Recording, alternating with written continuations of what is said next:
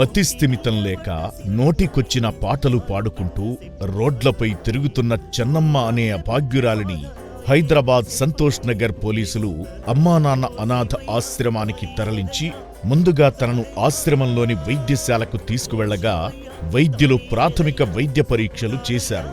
అనంతరం ఆకలితో ఉన్న చెన్నమ్మకు భోజనం పెట్టగా కడుపు నిండా తిన్నది.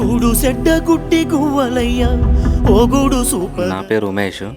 మేము ఐఎస్ఆర్ పిఎస్ నుంచి వచ్చినాం. మా ఏరియాలో చిన్నమ్మ 5 to 6 days నుంచి తిరుగుతున్నారు. అక్కడనే ఎవరు పట్టించుకోలే. మేమే పెట్రోలింగ్ చేసేటప్పుడు మేమే చూసినాము. మీరు ఎక్కడి నుంచి ఉన్నామా, ఎక్కడ తిరుగుతున్నా అంటే ఆమె ఏం చెప్పలే. ఇట్లా అమ్మ నాన్న అదే ఆశ్రమం లొకేషన్ తీసుకున్నాం కాల్ చేసి. అక్కడ నుంచి ఒక లొకేషన్ ఇచ్చినారు, అప్పుడు తీసుకొని వచ్చినాం. ఇక్కడ మాసిన జుట్టుని తొలగించి శుభ్రంగా స్నానం చేయించడంతో మామూలు మనిషిలా మారింది. దిక్కులేని స్థితిలో తిరుగుతున్న అభాగ్యురాలిని ఆశ్రమానికి రప్పించుకుని పునర్జన్మనిచ్చిన శ్రీ పుణ్యలింగేశ్వర స్వామి దర్శనానికి తీసుకువెళ్లగా చెన్నమ్మ స్వామిని దర్శించుకుని శివానుగ్రహం పొందింది.